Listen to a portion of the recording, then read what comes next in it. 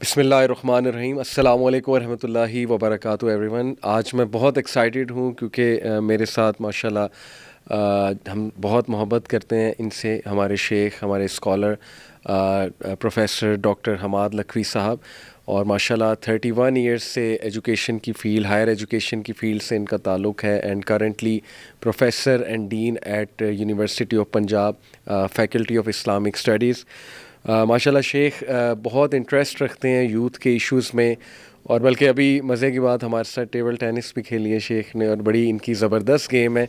تو میں ویلکم کرنا چاہوں گا شیخ کو. السلام علیکم ورحمۃ اللہ وبرکاتہ. وعلیکم السلام. شیخ کیسے ہیں آپ؟ خیریت سے ہیں؟ اللہ کا شکر الحمدللہ. شیخ یہیں سے آغاز کرنا چاہوں گا کہ آپ کی گیم کیسے اتنی اچھی ہے ٹیبل ٹینس کی؟ آپ نے اسمیشز بڑی زبردست ماری ہے. نہیں کوئی ایسی اچھی تو گیم کوئی نہیں ہے. آپ کو پتہ نہیں کیوں آپ کا حسن ظن ہے. تو ماشاء اللہ شیخ آپ ویسے اسپورٹس وغیرہ میں انوالو رہے ہیں اپنے ٹائم میں؟ بسم اللہ الرحمن الرحیم. دیکھیں میرے خیال میں نے اپنی جو اسکول لائف، کالج لائف، صحیح، میں نے میرا خیال ہے تقریباً ہر گیم کھیلی ہے. اچھا، سوائے گولف کے اچھا اور لان ٹینس کے. زبردست. اس کے علاوہ میں نے ساری گیمز کھیلی. بہترین. مطلب فٹ بال، ہاکی، میجر گیم. تو کرکٹ تو ہم نے وہاں باقاعدہ 1983 میں نے اپنے گاؤں کی کرکٹ ٹیم پی سی بی سے رجسٹرڈ کروائی تھی. اچھا، 83 میں. صحیح. جب ابھی لوگوں کو شعور نہیں ہوتا تھا یہ رجسٹریشن وغیرہ کا. صحیح. تو شاید گاؤں کی پہلی ٹیم ہوگی پاکستان میں جو پی سی بی سے رجسٹرڈ ہوئی. کیا بات ہے. اور وہ ابھی تک رجسٹرڈ چلی آ رہی ہے. 83 سے ابھی تک چلی آ رہی ہے. زبردست. اس کا فائدہ بھی ہوا. گاؤں کے بہت سارے لوگ، بچے جو ادھر ادھر نیگیٹو ایکٹیویٹیز میں انوالو تھے، وہ پھر کرکٹ میں انوالو ہوئے. پھر آہستہ آہستہ بچے محنت کرتے رہے. پھر ہمارے گاؤں کے کچھ بچوں نے فرسٹ کلاس بھی کھیلی، اور پھر اس کا نتیجہ یہ بھی ہوا کہ ہمارے گاؤں کے کچھ بچے بعد میں جب پاکستان کی یہ بیس بال ٹیم بنی ہے، اچھا، اس میں سلیکٹ ہوئے ہیں. صحیح. اور پاکستان نیشنل کھیلے ہیں. ہمارے گاؤں کے بچے پاکستان نیشنل کھیلے. کیا بات ہے. اور اس وقت بھی پاکستان کے نیشنل لیول پہ جو کوچز ہیں ان میں ایک جو ہیں وہ ہمارے گاؤں کے ہیں. اچھا. اور ہماری ٹیم کا حصہ تھے. تو یہ بہت الحمدللہ مطلب اس کا پازیٹیو امپیکٹ ہوا ہے. بالکل صحیح. تو اصل بات یہ ہے کہ اگر آپ وقت ضائع نہ کریں اور چیزوں کو پازیٹیولی لے کے چلیں تو یہ ساری چیزوں تو آپ کو آپ کی انرجی کو بہتر کرتی ہیں، بوسٹ کرتی ہیں. جی ہاں. اور پھر پازیٹیو کاموں میں آپ زیادہ انرجیٹیکلی کام کر سکتے ہیں. تو میرے خیال میں گیمز، فزیکل گیمز آج کل اگر کوئی بچہ کھیلتا ہو نا تو غنیمت ہے. زبردست. بالکل صحیح. جزاک اللہ. تو جیسے آج میں نے آپ کو بتایا تھا، میں چاہ رہا تھا آپ سے ڈسکس کروں. یہ ٹاپک کافی ہاٹ ٹاپک ہے آج کل، لوگ سوالات بھی کرتے ہیں اس پہ، تو میں نے کہا چلیں آپ ہی سے پوچھتے ہیں انشاءاللہ. ایک تو ماشاءاللہ آپ کافی عرصے سے قرآن تفسیر بھی پڑھا رہے ہیں. آپ کے سنڈے کو میرے خیال ابھی بھی آپ کے پنجاب یونیورسٹی میں ہوا کرتے تھے، ابھی بھی ہوتے ہیں. تو بہت سے لوگ یہ جاننا چاہتے ہیں کہ قرآن کو سمجھنا کیسے ہے، قرآن کا اصل مقصد کیا ہے، اور پرٹیکولرلی میرا انٹرسٹ جو ہے، میں آپ سے کچھ سوالات شیخ کرنا چاہوں گا. جو سائنٹیفک نیریٹو آج کل بڑا ایک فیمس ہوا ہے، پاپولر سائنس میں بہت سے سبجیکٹس انہوں نے کھولے ہوئے ہیں. ایسٹرو فزکس کی اگر میں بات کروں تو ان سارے کانسیپٹس کو پڑھ کے ہمارے کچھ ظاہر ہے مسلمان تھنکرز جو ہیں وہ ایک جستجو کرتے ہیں کہ قرآن سے وہ چیز پروف کرنے کی کوشش کرتے ہیں، لوگوں کی توجہ اس طرف دلاتے ہیں، پڑھے لکھے طبقے کی، کہ یہ بات تو قرآن میں بھی ہے.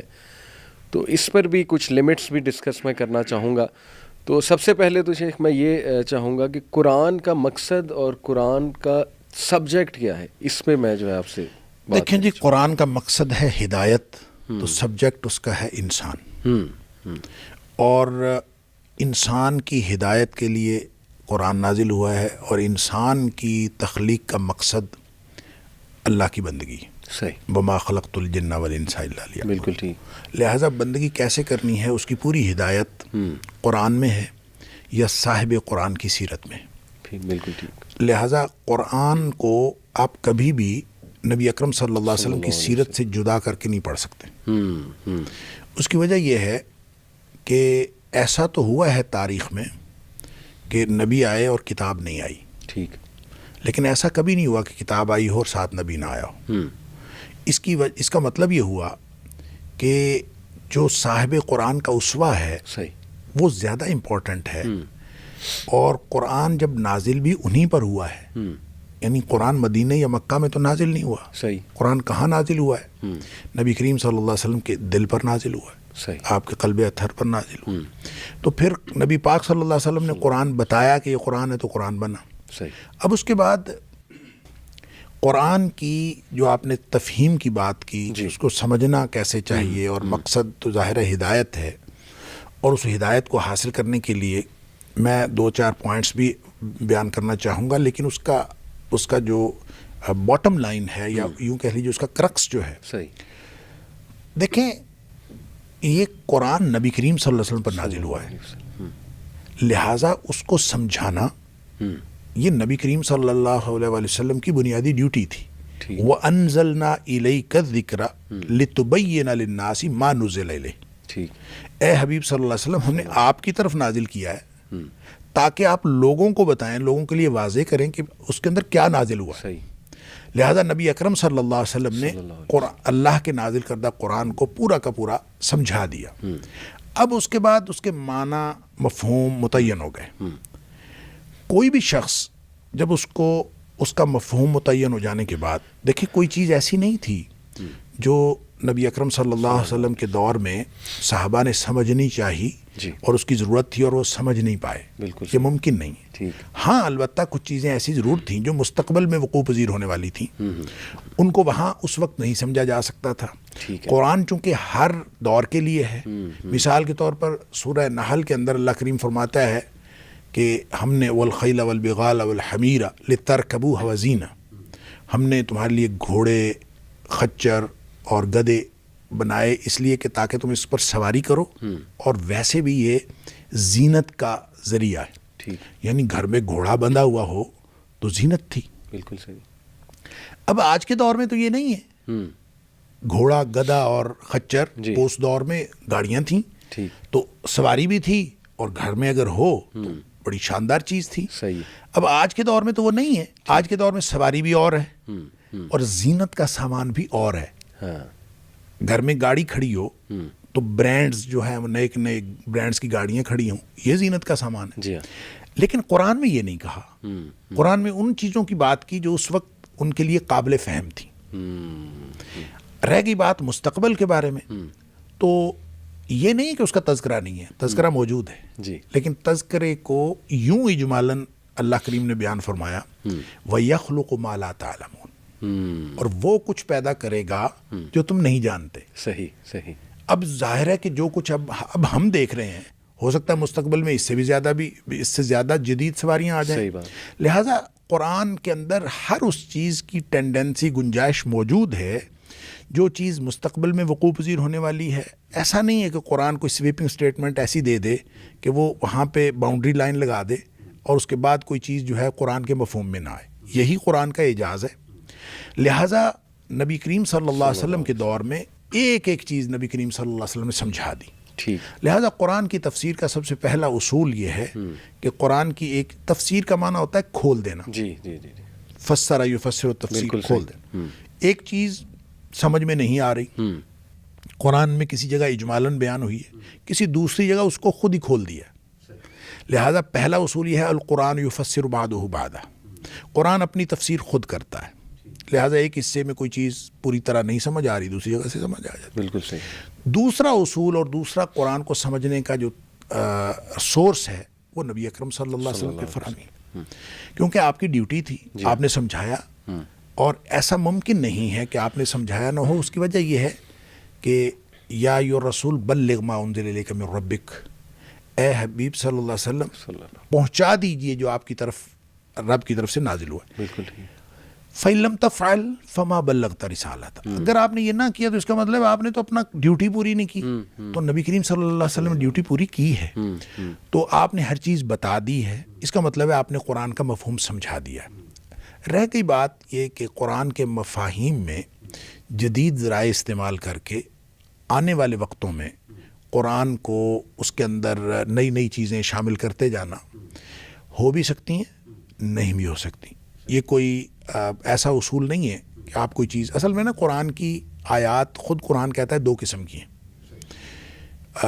کچھ تو ہیں محکم آیات، منہ آیات محکمات، سورہ آل عمران کے اندر اللہ کریم نے فرمایا جی محکم آیات ہیں، ہن ام الکتاب، وہ ہیں کتاب کی اصل، اور محکم سے مراد ہر وہ آیت ہے جس کا مفہوم سب کی سمجھ میں آ جاتا ہے، وَأُخَرُ متشابہات، کچھ دوسری قسم کی جو آیات ہیں وہ متشابہ ہیں، اور متشابہ وہ ہے جس کے اندر کئی مفاہیم نکل سکتے ہیں، ایک مفہوم نہیں ہوتا، صحیح، کئی مفاہیم نکل سکتے ہیں، ٹھیک ہے، اور وہ متشابہ آیات جو ہیں اس کا مقصد کیا ہے اللہ کے نازل کرنے کا، وہ مختلف جگہوں پہ مختلف مقاصد ہیں، بعض اوقات ہماری سمجھ میں مقصد آتا ہے، بعض اوقات ہماری سمجھ میں نہیں آتا، لہٰذا جیسے حروف مقطعات ہیں، جی ہم کہہ دیتے ہیں کہ اس کا مطلب اللہ کریم جانتا ہے، صحیح، نازل کیوں فرمایا ہے یہ وہ جانتا ہے، ٹھیک، لہٰذا اس کے علاوہ جتنی بھی چیزیں ہیں متشابہات، اس میں سے ظاہر ہے مختلف مفاہیم نکل رہے ہیں نا، جی تو جب مختلف مفاہیم میں سے آپ کسی ایک مفہوم کا تعین کر دیتے ہیں، صحیح، دیٹ از فکسڈ، اس کو کہتے ہیں تعویل۔ صحیح، ویسے تو تعویل کا معنی ہوتا ہے اصل چیز، ٹھیک، اصل حقیقت، لیکن علمی اصطلاح میں کسی بھی چیز سے جب ایک سے زیادہ مفاہیم نکل رہے ہوں تو آپ کسی دلیل کی بنیاد پر کسی ایک مفہوم کو فکس کر دیں، اس کو تعویل کہتے ہیں، ٹھیک، وہ بے دلیل نہیں ہوتا، ہوتا دلیل کی بنیاد پر، ٹھیک ہے، لیکن آپ کہتے ہیں اس کا یہی مفہوم، صحیح، یہ قرآن نے منع کیا ہے، متشابہات کے بارے میں یہ بات منع کی، صحیح، آپ یہ تو کہہ سکتے ہیں اس کا مفہوم یہ بھی ہو سکتا ہے، یہ بھی ہو سکتا ہے، آپ یہ نہیں کر سکتے یہی مفہوم ہے۔ اس کے بارے میں قرآن نے کہا ہے کہ وَأُخَرُ مُتَشَابِهَاتٌ فَأَمَّا الَّذِينَ فِي قُلُوبِهِمْ زَيْغٌ، جن کے دلوں میں ٹیڑھ اور کجی ہے، وہ فَيَتَّبِعُونَ مَا تَشَابَهَ مِنْهُ ابْتِغَاءَ الْفِتْنَةِ وَابْتِغَاءَ تَأْوِيلِهِ، وہ پھر ان آیات کے پیچھے دوڑتے ہیں جو متشابہ آیات، صحیح، فتنہ پھیلانے کے لیے، اور یہ چاہتے ہوئے کہ ہم اس کی اصل حقیقت میں جانتا ہوں، صحیح، یہ کہنا کہ میں بتاتا ہوں آپ کو، یہ فتنہ، یہ ان کے دلوں میں، جن میں دلوں میں ٹیڑھ ہوتی، بالکل ٹھیک، رسوخ فی والراسخون فی العلم، قرآن کہتا ہے کہ جو علم میں پختگی رکھتے ہیں نا، وہ کہتے ہیں کل من عند ربنا، یہ سب ہمارے رب کی طرف سے ہے، زبردست، آمنا بھی، ہم اس پر ایمان رکھتے ہیں۔ بالکل ٹھیک، اب یہ ہیں دو مختلف موڈز یا دو مختلف منہج سمجھنے کے لیے۔ ٹھیک، اب رہ گئی بات کہ اس کو کیسے سمجھا جا سکتا ہے، اس کو سمجھنے کے لیے دیکھیں دو تین چیزیں ہیں جو پری ریکوزٹس۔ اب جب بھی قرآن ایک اللہ کی ایسی کتاب ہے کہ آپ جب تک نیت نہ کریں نا کہ میں اس کو پڑھنا ہے کس مقصد کے لیے، اس وقت تک قرآن سے آپ کو ہدایت نہیں ملتی، نیت ہدایت ضروری ہے۔ اچھا، مثلاً آپ قرآن سے یہ کہیں کہ میں قرآن سے علم لینا چاہتا ہوں، ہو سکتا ہے قرآن آپ کو علم دے دے، ہدایت نہ دے۔ آپ کہیں میں قرآن سے ثواب لینا چاہتا ہوں، ہو سکتا ہے ثواب مل جائے، آپ کو ہدایت نہ ملے۔ زبردست پوائنٹ، ہو سکتا ہے آپ کہیں کہ میں قرآن سے شفا لینا چاہتا ہوں، ہو سکتا ہے یہ شفا دے دے، ہدایت نہ دے۔ اس کی وجہ ہے، اس کی وجہ یہ ہے کہ اللہ کریم نے اپنی صفت یہ بیان فرمائی ہے کہ انا عند ظن عبدی بی، صحیح، میں اپنے بندے کے ساتھ اپنے اس کے گمان کے مطابق معاملہ کرتا ہوں۔ بالکل صحیح، اب کوئی شخص اللہ کے بارے میں یہ گمان کرتا ہو کہ اللہ تعالیٰ میری نہیں سنتا، اب حالانکہ اللہ سنتا ہے، جی جی تو اللہ تعالیٰ اس کی نہیں سنتا جی، جس نے گمان یہ کیا کہ اللہ میری نہیں سنتا، صحیح، اور جس نے اللہ کے بارے میں گمان کیا کہ اللہ میری سنتا ہے، تو اس کا خیال، اس کا اجیب دعوت الداعی، اس کا اعلان ہے، صحیح، اجیب دعوت الداعی اذا دعان، میں تو ہر شخص کی پکارنے والے کی پکار صرف سنتا نہیں، جواب بھی دیتا ہوں۔ صحیح، لہذا اس کا مطلب یہ ہے کہ جو ناقدرہ ہوتا ہے، جو اللہ تعالیٰ کے بارے میں گمان لمیٹڈ رکھتا ہے، اس کے ساتھ اللہ تعالیٰ بھی لمیٹڈ سلوک کرتا ہے، صحیح، اور جو علی کل شیء قدیر سمجھ کے اللہ تعالیٰ کے ساتھ گمان کرتا ہے، تو اللہ تعالیٰ علی کل شیء قدیر۔ صحیح، اچھا، یہی معاملہ قرآن اللہ کا کلام ہے، جی، اور صاحب کلام کے اندر جو غیرت اور انا ہے، اللہ، وہی غیرت اور انا اس کے کلام کے اندر۔ عربی میں ایک مقولہ ہے، وہ کہتے ہیں کہ کلام الملوک ملوک الکلام، جو بادشاہوں کی بات ہوتی ہے نا، سبحان وہ اللہ، باتوں کی بادشاہ ہوتی ہے، اللہ اکبر، اور یہ کائنات کے شہنشاہ کا کلام ہے۔ تو کوئی شخص اس کے بارے میں گمان رکھے کہ میں نے اس سے یہ لینا ہے، تو وہ دو دے گا، لیکن اس کو ہدایت نہیں دے گا۔ دیکھیں، میں یہ کہتا ہوں کہ قرآن کو بنظر غائر پڑھنے سے اور اس کا فہم حاصل کرنے سے، اس سے نقطہ آفرینیاں کرنے سے اگر ہدایت ملتی ہوتی نا تو مستشرقین سب سے بڑے ہدایت یافتہ ہوتے. صحیح صحیح. جتنا باریک بینی سے انہوں نے پڑھا ہے نا, جی اتنا باریک بینی سے مسلمانوں نے بھی نہیں پڑھا. جی جی. لیکن نیت ان کی کیا تھی؟ ان کی نیت تھی غلطیاں نکالنا. Exceptions are always there. کچھ استثناء کی باتیں ہیں, کچھ لوگ غلطیاں نکالنے کے لیے پڑھتے پڑھتے ہدایت پا گئے. ہاں جی. لیکن جنرل اصول یہ نہیں ہے. جنرل اصول یہ ہے کہ آپ نیت ہدایت کے ساتھ, ہدی للمتقین کا یہی معنی ہے. صحیح. ایک ہے ہدی للناس, ایک ہے ہدی للمتقین. راستہ دکھاتا سب کو ہے, بالکل ٹھیک. منزل مقصود پہ ان کو پہنچاتا ہے جو دل سے تقوی لے کے بیٹھے ہوتے ہیں کہ اللہ میں تیری ناراضگی سے بچنا چاہتا ہوں, تیری رضامندی حاصل کرنا چاہتا ہوں. پھر میں اس نیت سے قرآن پڑھتا ہوں تو پھر قرآن اس کو ہدایت پر لے. نیت ہدایت, یہ پہلی پری ریکوزٹ. صحیح. دوسری ہے خشیت. جب تک صاحب کلام کا روب دل میں نہ ہو. ہیوملٹی بھی کہہ سکتے ہیں کہ آپ ہمبل ہو جائیں. ہیوملٹی بھی ہے. اصل میں یہ عظمت ہے اللہ کی. اللہ کی عظمت جب تک ذہن میں نہ ہو, معرفت حاصل نہ ہو کہ صاحب کلام کون ہے. سبحان اللہ. یہ اس کو علی بھائی یوں سمجھیں, میں ایک مثال دیا کرتا ہوں. صاحب کلام اور کلام کا کیا تعلق ہوتا ہے؟ میں کہوں پکڑ لو, تو اس کی کیا حیثیت ہے؟ لوگ کہیں گے پاگل ہے, پتہ نہیں کیا کہہ رہا ہے. صحیح. میری بات کی طرف کوئی توجہ نہیں دے گا. بالکل ٹھیک. اگر یہی بات علاقے کا تھانے دار کہہ دے کہ پکڑ لو, صحیح. اب الفاظ وہی ہیں, لیکن صاحب کلام کی وجہ سے اس کی گریوٹی چینج ہو گئی. اب اگر یہی بات ملک کا وزیر اعظم کہہ دے, ٹھیک ہے جی, تو تھلی مچ جائے گی, بریکنگ نیوز ہوگی. تو کلام کا تعلق صاحب کلام سے ہوتا ہے. سبحان اللہ. لہٰذا قرآن نے یہ کہا ہے کہ تقشعر منہ جلود الذین یخشون ربہم, جن کے دلوں میں خشیت ہے نا, ان کے رونگٹے کھڑے ہو جاتے ہیں. اور خشیت کس کی؟ مالک. ان کو پتہ ہو کس کا کلام پڑھنے جا رہا ہے. بات ہے. لہٰذا جب تک مالک کی, خالق کی عظمت, صاحب کلام کی عظمت آپ کے دل میں نہیں ہوگی, تو قرآن کو آپ ایک کتاب کی طور پر پڑھیں گے تو قرآن آپ کو ہدایت نہیں دیتا. اللہ. لہٰذا یہ بھی ایک اسی طرح ایک فکری تجرد بہت ہی بڑی اور اہم پری ریکوزٹ ہے کہ آپ جب تک خالی ذہن ہو کے نہ پڑھیں نا, آپ سابقہ خیالات اور سابقہ اپنے عقائد ساتھ لے کے اس کو پڑھیں, ان کو پورا ویٹیج دیتے ہوئے. صحیح. تو قرآن آپ کو ہدایت نہیں دیتا. ایک قرآن کا بھی یہی نوعیت اور مزاج ہے, اور حدیث کی بھی. صحیح. یہ قرآن و حدیث آپ کو پھر ہدایت نہیں دیتے, آپ کے ان خیالات کے لیے دلائل فراہم کرتے ہیں. صحیح. کیونکہ آپ پہلی ایک اپروچ سے, بیک آف مائنڈ میں ایک اپروچ لے کے لے کر آ رہے ہیں, تو آپ کو صرف دلائل ملتے ہیں آپ کی اس اپروچ کے لیے. صحیح. ہدایت نہیں ملتی. بالکل. ہدایت اگر لینی ہے تو آپ خالی ذہن ہو کے پڑھیں. سبحان اللہ. سابقہ خیالات سے بالکل نکل کے, بالکل تو بالکل خالی ذہن ہو کے پڑھیں, تو پھر آپ کو سے وگرنہ تو خیر. وہ جو اس کے اوپر اقبال نے بھی بہت بات کی ہے کہ جب تک یہ لا اور اللہ کا جو تعلق ہے نا, لا اور اللہ کا, تو وہ کہتے ہیں کہ ہم ایک جب تک جو وہ مادہ جو انسان کے اندر برے خیالات اور آلودہ خیالات, ایک زمین میں آپ نے کاشتکاری کرنی ہے, جب تک اس میں سے جڑی بوٹیاں نہیں نکال لیں گے اس میں کبھی اچھی فصل نہیں ہو سکتی. بالکل صحیح. تو اچھی فصل آپ نے اگانی ہے کہیں, زبردست, تو پہلے جڑی بوٹیاں سابقہ خیالات سے, آلودگیوں سے نکلے. بالکل ٹھیک. فکری تجرد کے ساتھ قرآن کو پڑھیں. اسی طرح یہ قرآن عملی کتاب ہے, اس کو عمل ساتھ ساتھ جو جتنا پتہ ہو عمل کرنا شروع کر دے. والذین جاہدوا فینا لنہدیہم سبلنا. بالکل ٹھیک. پھر اعتصام, اس کے ساتھ جڑ جائیں. ایسا نہیں ہے کہ اس کو آپ بالکل لا تعلق ہو کے پڑھیں. خیر, یہ میں جلدی پوائنٹس اس لیے بتا رہا ہوں کہ ان کی ہر ایک کی الگ الگ تفصیلات. صحیح. کہنے کی بات یہ ہے کہ جب تک انسان ان پری ریکوزٹس کے ساتھ قرآن کو نہیں پڑھتا, قرآن سے آپ ثواب لے سکتے ہیں, ہدایت نہیں لے سکتے. آپ قرآن سے علم لے سکتے ہیں, آپ فہم لے سکتے ہیں, آپ جو بھی لے سکتے ہیں. بالکل ٹھیک. دیکھیں, قرآن کو پڑھنا ثواب ہے, ایک حرف پہ 10 نیکیاں ملتی ہیں, ثواب ہے. قرآن کو ترجمہ فہم حاصل کرنا ثواب ہے. بالکل ٹھیک. مقصد نہیں ہے. مقصد وہ بڑا مقصد ہے کہ آپ نے ہدایت لینی ہے, اس کے راستے میں آنے والی ساری چیزیں ثواب ہے.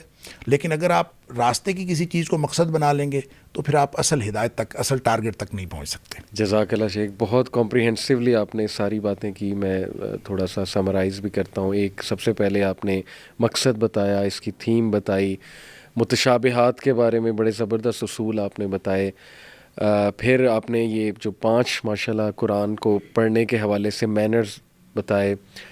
تو میں جاننا چاہوں گا تھوڑا سا اسپیسیفک بھی پوائنٹس آپ کے سامنے رکھوں گا, آڈینس بھی جاننا چاہتی ہے. اچھا, پہلا پوائنٹ یہ کہ آپ نے کہا قرآن ہدایت کی کتاب ہے اور ہدایت اس سے لینی ہے. کیا حدیث بھی ہدایت کا ذریعہ ہے؟ کیونکہ کچھ لوگ کہتے ہیں کہ حدیث تو بعد میں کلیکٹ ہوئی ہیں, تو صرف قرآن کو مرکز اپنا بنا کر جو ہے وہ پڑھا جائے. حدیث کے بارے میں ڈاؤٹس ہیں لوگوں کے, اسپیشلی آج کے دور میں یہ ایک بڑا فتنہ کھڑا ہوا ہے کہ نہیں حدیث تو جی 250 سال 300 سال بعد جمع ہوئی ہے, یہ کیسے ہو سکتا ہے کہ کہی ہوئی بات جو ہے وہ ایز اٹ از ہم تک پہنچ جائے. اس طرح کی باتیں لوگ کرتے ہیں, تو اس پہ تھوڑا دیکھیں جی. ایک تو بات یہ ہے کہ قرآن نے جب ہم محفوظیت کی بات کی ہے نا, قرآن کی حفاظت کی بات کی ہے, وہاں یہ نہیں فرمایا کہ قرآن کے یہ ہم نے جملے نازل کیے ہیں اس کی ہم نے حفاظت کی. انا نحن نزلنا الذکر وانا لہ لحافظون.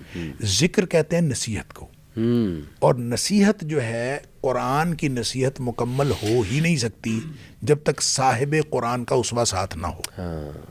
لہٰذا جب آپ ذکر کی بات کرتے ہیں تو ذکر میں قرآن اور نبی پاک صلی اللہ علیہ وسلم کے فرامین اور آپ کا اسوہ اور آپ کی سنت اس کے شامل ہے. ایک بات. دوسری بات یہ ہے کہ قرآن کو سمجھا جانا ممکن ہی نہیں جب تک نبی کریم صلی اللہ علیہ وسلم کے فرامین نہ سنیں. تیسری بات یہ ہے, اس لیے کہ ڈیوٹی ان کی تھی نا, وَأَنزَلْنَا إِلَيْكَ الذِّكْرَ لِتُبَيِّنَ لِلنَّاسِ مَا نُزِّلَ إِلَيْهِمْ. آپ پر ہم نے قرآن نازل کیا تاکہ آپ لوگوں کو بتائیں. تو نبی کریم صلی اللہ علیہ وسلم نے بتانا ہے, تو وہ اگر اسوہ محفوظ نہیں ہوگا تو کون بتائے گا؟ صحیح. لہٰذا محفوظیت قرآن کا کوئی مطلب نہیں ہے جب تک نبی کریم صلی اللہ علیہ وسلم کا اسوہ ساتھ اور آپ کے فرامین آپ کی سنت محفوظ نہ ہو. تیسری بات یہ ہے کہ نبی اکرم صلی اللہ علیہ وسلم نے جو کچھ فرمایا, سورس قرآن کا اور سورس حدیث کا وہ سیم ہے. ہاں صحیح. دل پہ نبی کریم صلی اللہ علیہ وسلم کے قلب اطہر پہ قرآن نازل ہوا, اور دل میں کوئی بات ہو کسی کی تو دوسروں کو کیسے پتہ چلتی ہے؟ زبان سے جب بتا. دوسروں کو پتہ اس وقت چلتی ہے جب آدمی زبان سے بولے یا کچھ کر کے دکھائے. صحیح. یا کوئی اشارہ دے. بالکل ٹھیک. تو نبی کریم صلی اللہ علیہ وسلم جو بولتے ہیں وہ حدیث ہے, آپ جو کر کے دکھاتے ہیں وہ حدیث ہے, آپ خاموش بھی رہتے ہیں تو وہ حدیث ہے. صحیح. لہٰذا نبی کریم صلی اللہ علیہ وسلم کی زبان اقدس سے جو بات نکلتی ہے وہ حدیث ہے نا. جی ہاں, جی ہاں. یعنی ہم نے, آپ ڈیفینیشن حدیث کی دیکھیں, ما صدر عن النبی من قول او فعل او تقریر. زبردست. نبی کریم صلی اللہ علیہ وسلم سے جو چیز صادر ہو, چاہے وہ قولی طور پر ہو, چاہے فعلی طور پر ہو, چاہے تقریری طور پر. صحیح. تقریر کا مطلب ہوتا ہے برقرار رکھنا. تقریر کا مطلب تقریر کرنا نہیں ہوتا, بالکل بلکہ برقرار رکھنا. صحیح. کہ آپ کے سامنے کوئی عمل ہوا ہو, آپ نے اس کو برقرار رکھا, کر رہا رہے کر رہے تقریر. بالکل ٹھیک. اچھا, تینوں حدیث ہیں. اب نبی پاک صلی اللہ علیہ وسلم بولتے ہیں تو حدیث ہے, آپ نے بولا تو قرآن, آپ نے فرمایا کہ یہ قرآن ہے, ہاں جی, تو یہ قرآن بنا. بالکل ٹھیک. تو حجت اول تو حدیث ہے. صحیح. یعنی ہم اندازہ کریں کہ ہم کس قدر مخمسے میں پھنسے ہوئے ہیں. جی. کہ جس سورس سے قرآن نکلا ہے اسی سورس سے حدیث نکلی ہے, بلکہ حدیث کی وجہ سے قرآن نکلا ہے. جی جی. نبی پاک صلی اللہ علیہ وسلم نے زبان اقدس سے کوئی چیز بولی ہے تو وہ حدیث بنی ہے. یہ اعتراض کرنا کہ حدیث بعد میں, اب دیکھیں وہی صحابہ کرام ہے قرآن بیان کرنے والے. صحیح بات, صحیح بات. وہی صحابہ کرام ہیں حدیث بیان کرنے والے. نبی کریم صلی اللہ علیہ وسلم تو ان کے ذمہ لگا کے اس دنیا سے تشریف لے گئے. جی آپ نے فرمایا فَلْيُبَلِّغِ الشَّاهِدُ الْغَائِبَ. صحیح بات. جو موجود ہے وہ ان لوگوں تک پہنچا دیں جو غیر موجود ہیں. بالکل ٹھیک. اب وہ جو پہنچا ہے انہی سورسز سے پہنچا ہے. رہ گئی بات یہ کہ ظاہر ہے حدیث کو اس طرح سے حفظ کرنے کا انتظام نہیں تھا جس طرح سے قرآن کو حفظ کرنے کا انتظام. لیکن حدیث بھی بنیادی طور پر, حدیث کی حفاظت بھی بذریعہ حفظ ہوئی ہے. اس کا اول سورس اس کا بھی حفظ ہے. ٹھیک. کتابت بعد میں ہوئی ہے. البتہ نبی پاک صلی اللہ علیہ وسلم کے دور میں بھی کتابت ہوئی ہے. بالکل ٹھیک. بعد میں بھی ہوتی رہی, ہر دور میں. صرف یہ ہے کہ اس کو اس شکل میں, جس شکل میں آج کتابیں موجود ہیں, یہ تدوین بعد میں ہوئی ہے. بعد میں ہوئی ہے, ورنہ محفوظ تو تھی حدیث, محفوظ تو تھی صحابہ کے دل میں. نبی پاک صلی اللہ علیہ وسلم کی حیات طیبہ میں حدیث لکھی ہوئی موجود تھی, لوگوں کے پاس صحیفے موجود تھے. اچھا صحیفہ حمام بن منبہ جو ابو ہریرہ رضی اللہ تعالیٰ عنہ کے شاگرد نے لکھا, وہ تو ابھی تک محفوظ ہے, اب الگ سے چھپ بھی گیا ہے. زبردست. اسی طرح حضرت علی رضی اللہ تعالیٰ عنہ کے پاس ایک پورا ایک جامع کتاب تھی زکوٰۃ کے مسائل کے اوپر لکھی ہوئی. اسی طرح صحیفہ صادقہ حضرت عبداللہ بن عمر بن العاص کے پاس تھا. صحیح صحیح. تو یہ نبی کریم صلی اللہ علیہ وسلم کے دور میں بھی صحیفے موجود تھے، لیکن بنیادی چونکہ کتابت تھی نہیں، نہ قرآن کی حفاظت کا ذریعہ کتابت تھا، نہ حدیث کی حفاظت کا ذریعہ کتابت تھا. صحیح. اس لیے جب یہ کتابت کا رواج عام ہوا تو پھر اس کے بعد لکھی گئی.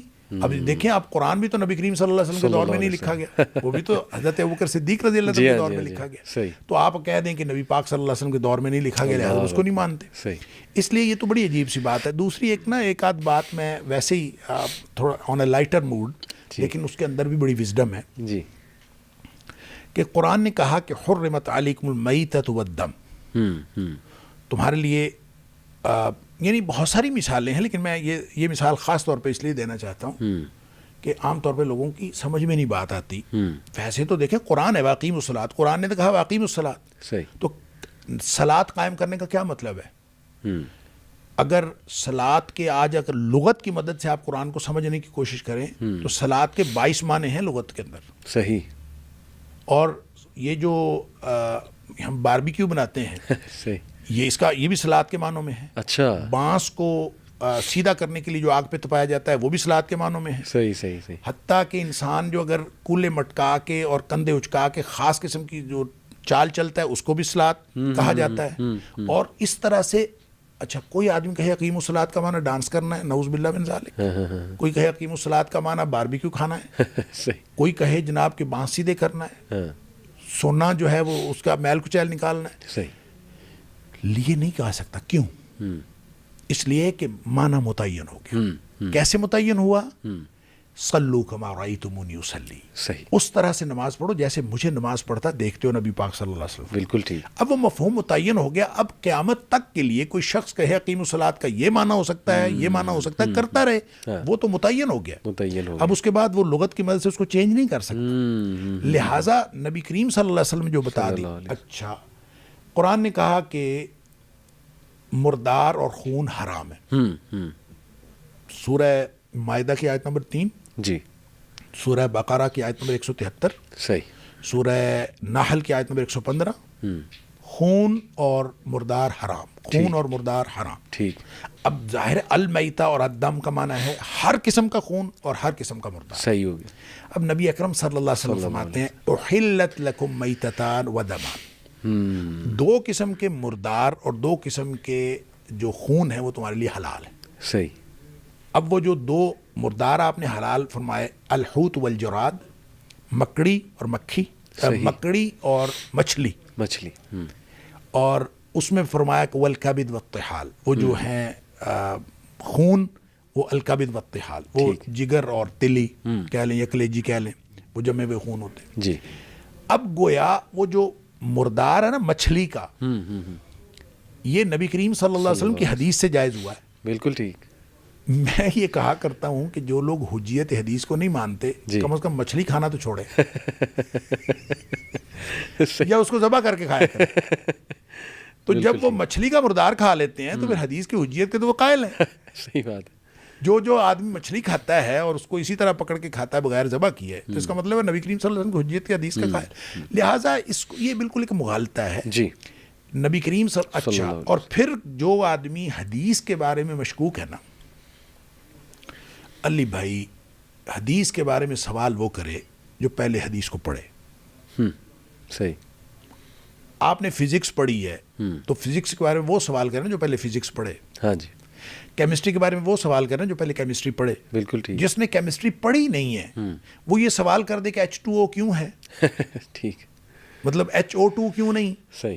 مطلب میں کہہ دیتا ہوں آج کہ آپ H2O نہ کہیں، آپ HO2 کہیں. صحیح. تو آپ ظاہر ہے مجھے کہیں گے کہ پاگل آدمی. کیوں؟ مجھے کیمسٹری کا نہیں پتا، مجھے نہیں پتا کہ H2 کیوں ہے اور O سادہ سنگل کیوں ہے، مجھے نہیں پتا. میں پہلے ثابت کروں، میں پہلے فارمولہ جانوں کس وجہ سے یہ ہوا، پھر پڑھنے کے بعد پھر میں اس کی بات کروں. تو سیم کیس ہے. حدیث کی جو سائنس ہے وہ کیمسٹری اور فزکس کی سائنس سے زیادہ پریسائزڈ ہے. زبردست زبردست. لیکن آپ پہلے پڑھیں تو صحیح اس کو. بالکل. اور جب تک آپ اس کو پڑھیں گے نہیں, آپ اس سائنس کو جانتے نہیں, آپ کو اعتراض کرنے کا کوئی حق نہیں ہے. زبردست. اعتراض وہ کرے جو پہلے پڑھے.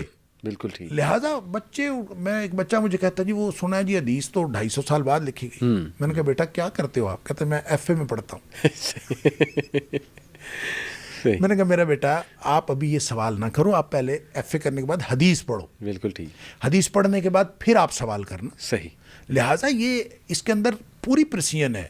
بلکہ دیکھیں آپ فزکس کو آپ جانتے ہیں, اور فزکس کی جو سائنس ہے وہ تو کبھی ایکوریٹ ہوتی نہیں. ہاں جی, ایسے ہی اس کے اندر تو پروبیبلٹی ہے. جی ہاں. اور وہ پروبیبلٹی, اتنی پروبیبلٹی اس میں نہیں ہے. جی. اس کے اندر تو پریسیجن ہے. جی ہاں. لہٰذا آپ جب پڑھیں گے تو پھر آپ کو پتہ لگے گا کہ یہ حدیث سائنس جو ہے بڑی پریسائز سائنس ہے.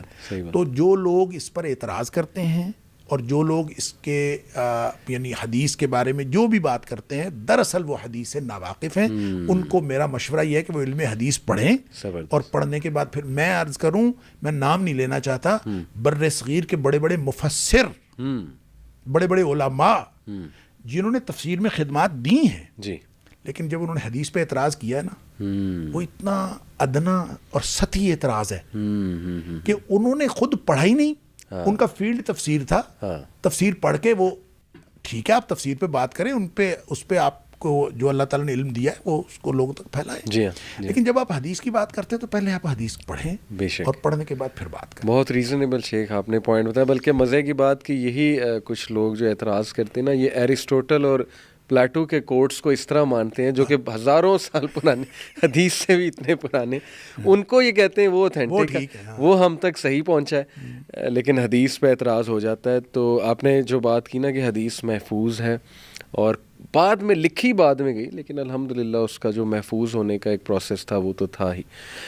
میں اسپیسیفکلی سائنس پہ اگر بات کرنا چاہوں تو اصل میں شیخ آج کل جیسے ڈاکٹر ذاکر نائک کا ایک سینٹینس مجھے یاد ہے, آپ نے بھی یہ کہا کہ قرآن ہر دور کے لیے, تو وہ یہ کہتے ہیں کہ یہ بات شروع وہاں سے ہوئی, یہ اپروچ فیمس وہاں سے ہوئی. انہوں نے کہا کہ آج چونکہ سائنس کا عروج ہے, سائنس کو باقاعدہ مذہب مانتے ہیں گورے تو ڈیفینیٹلی, لیکن ہمارا بھی جو پڑھا لکھا طبقہ ہے متاثر ہے, کافی سائنس سے متاثر ہے, سائنس کی خدمات بھی بڑھی ہیں.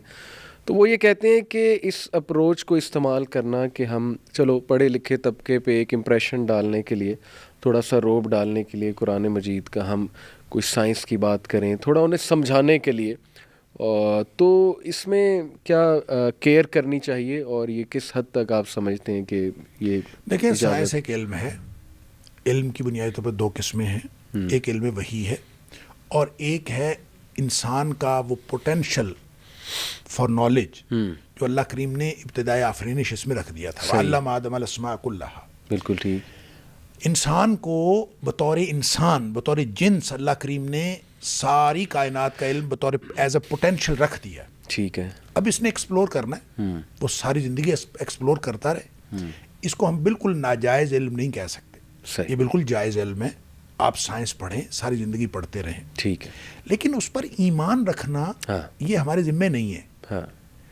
آپ پڑھیں, علم حاصل کریں, ایمان آپ کا علم وحی پہ ہونا چاہیے. زبردست. علم وحی وہ میں جیسے پہلے عرض کیا پریسائزڈ بھی ہے, اور وہ نبی کریم صلی اللہ علیہ وسلم سے ہمارے پاس آیا. علم وحی ایمان رکھنے کی چیز ہے, سائنس جاننے کی چیز ہے. لیکن ایک بات آپ سمجھ لیں کہ سائنس جب ہم کہتے ہیں تو نیچرل سائنس جو نیچرل فینومیناز ہیں ارد گرد کی کائنات ہے اس سے متعلق ہے. جی. لہٰذا آپ ساری زندگی ایکسپلور کرتے رہیں. یہ کائنات اللہ نے بنائی ہے. صحیح. قرآن بھی اسی کا نازل کردہ ہے. لہٰذا اس میں دو باتوں کو آپ دیکھیں, ریلیٹ کریں. یہ جو قرآن کے جملے ہیں, قرآن کے سینٹینسز ہیں, ان کو ہم جملے نہیں کہتے. جی. حالانکہ جملہ عربی زبان کا لفظ ہے. صحیح. لیکن عربی زبان کا ہم ان کو قرآن کی آیات کو جملے کیوں نہیں کہتے؟ ہم ان کو آیات کہتے ہیں کیونکہ اللہ کریم نے ان کو آیات کہا ہے. صحیح. یہ آیات ہیں. اور جو ارد گرد پھیلی ہوئی کائنات ہے اس میں بھی آیات ہیں. ان فی خلق السماوات والارض واختلاف اللیل والنہار لآیات لأولی الالباب. صحیح. ارد گرد پھیلی ہوئی کائنات میں بھی آیات ہیں, قرآن کے اندر بھی آیات ہیں. بالکل صحیح. یہ بھی نشانیاں ہیں اللہ کی توحید کی, اور ارد گرد پھیلی ہوئی کائنات میں بھی نشانیاں ہیں اللہ کی توحید کی. بالکل ٹھیک. فرق کیا ہے؟ فرق یہ ہے کہ ان دونوں کے اندر مطابقت ہے. ممکن نہیں ہے کہ آفاق و انفس کی کوئی نشانی وہ اللہ کے قرآن میں بیان کردہ نشانی کے خلاف ہو. یہ ممکن نہیں ہے. ممکن نہیں. صحیح. لہٰذا یہ ضرور ممکن ہے کہ آپ کے ایکسپلور کرنے میں کوئی کمی ہو. صحیح. یہ ضرور ممکن ہے. بالکل ٹھیک. لیکن اگر سائنس کسی بھی الٹیمیٹ رزلٹ پہ پہنچ جاتی ہے تو وہ الٹیمیٹ رزلٹ کبھی بھی قرآن کے خلاف نہیں ہو سکتا. صحیح. صحیح. اس کو قرآن نے خود کہا ہے سنریہم آیاتنا فی الآفاق و فی انفسہم. ہم ان کو ان قریب نشانیاں دکھائیں گے آفاق و انفس کی. آفاق کائنات آپ ایسٹرانومی کہہ لیں, ایسٹرالوجی کہہ لیں, آپ ارد گرد پھیلی ہوئی کائنات جو بھی ہے, اور انفس کا مطلب ہے وجود انسان کا. ان کے اندر اب دیکھیں نئی نئی تحقیقات ہو رہی, نئی نئی چیزیں آ رہی, یہ نشانیاں ہیں. جی جی. کیا ہوگا؟ حتی یتبین لہم انہ الحق. اللہ اکبر. سبحان اللہ. ان کے اوپر واضح ہوگا کہ جو قرآن نے کہا ہے وہی حق. وہی حق ہے. لہٰذا ان دونوں میں کوئی ایسی تفاوت نہیں ہے, ایسا کوئی فرق نہیں ہے, ان میں موافقت ہے. صحیح. فرق صرف اتنا ہے کہ وہ جو ایکسپلوریشن آف نالج کا پروسیس ہے وہ ہر دور میں آگے سے آگے بڑھتا رہتا ہے. وہ چینج بھی ہوتا ہے, وہ چینج ہو جاتا ہے. سائنس آج نتیجہ اور رکھتی ہے, کل کو اور رکھتی ہے.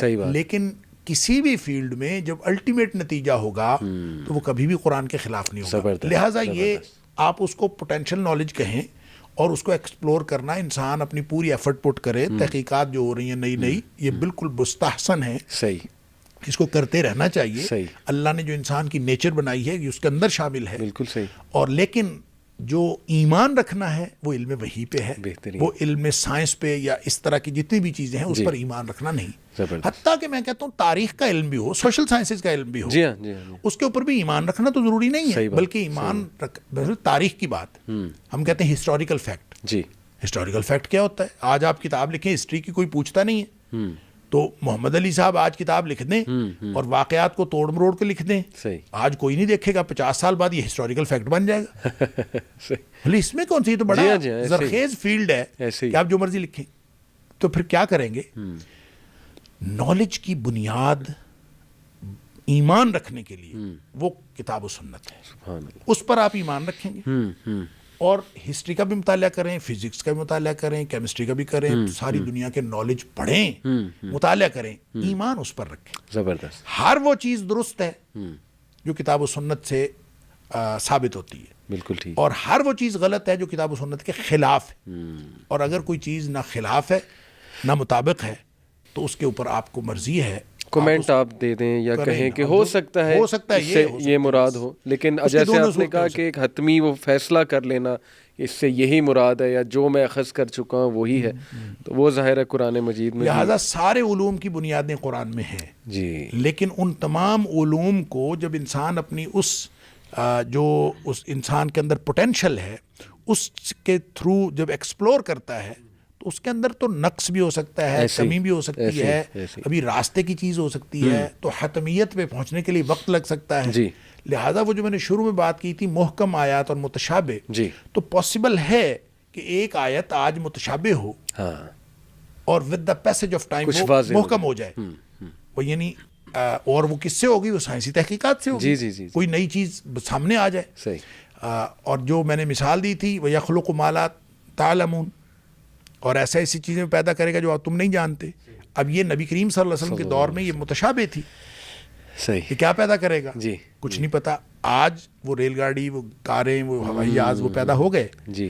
لیکن یہ ابھی بھی ایک پہلو اس کا محکم ہے, ایک پہلو ابھی بھی متشابہ ہے کہ مستقبل میں ہو سکتا ہے اور بہت ساری چیزیں پیدا ہو جائیں. ابھی تو سمندر بھی کتنا کم ایکسپلور ہوا ہے, پتہ نہیں کیا کیا کریچرز ہیں. تو تھوڑا سا میں اور اسپیسیفک سوال پوچھنا چاہوں گا کہ آپ نے ایک بات کی کہ اللہ تعالیٰ آفاق میں اور ود ان یور سیلف دکھائے گا سائنس. تو ایسٹرو فزکس ایک بڑی ہی گروئنگ فیلڈ ہے, بلکہ 2 فیلڈز جو ہے نا شیخ, ایک سائیکالوجی اور ایسٹرو فزکس, یہ آج کی نا گوروں کی پیک کی فیلڈز چل رہی ہیں.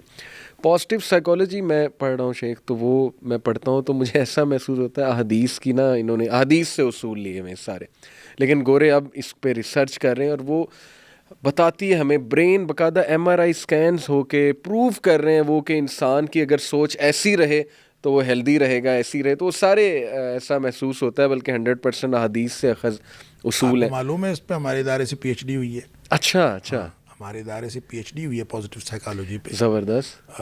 پرما ماڈل آف جی positive psychology in the light of Quran اور سنہ. زبردست. بہت پی ایچ ڈی وہ مطلب مکمل ہو گیا تقریباً. ماشاء اللہ, بہترین جی بہترین. تو اسی طرح ایسٹرو فزکس میں اب وہ ایکسپلور کر رہے ہیں گیلیکسیز کو, پھر نئے نئے کانسیپٹس دے رہے ہیں. ان کانسیپٹس میں میں انشاءاللہ پوچھنا چاہوں گا آپ سے. جیسے پاپولر سائنس میں نا ایک تو ایلینس کا ٹاپک بڑا کھلا ہوا ہے, تو اسی طرح پورٹلز کے بارے میں آپ کو جو ہے وہ انشاءاللہ پوچھنا بھی چاہوں گا. پورٹلز کے حوالے سے وہ کہتے ہیں کہ یہ گیٹ ویز ہیں آسمانوں میں, وارم ہولز ہیں, اور یہ ایک جگہ سے دوسری جگہ انسان بہت جلدی جا سکتا ہے ان دروازوں کے تھرو.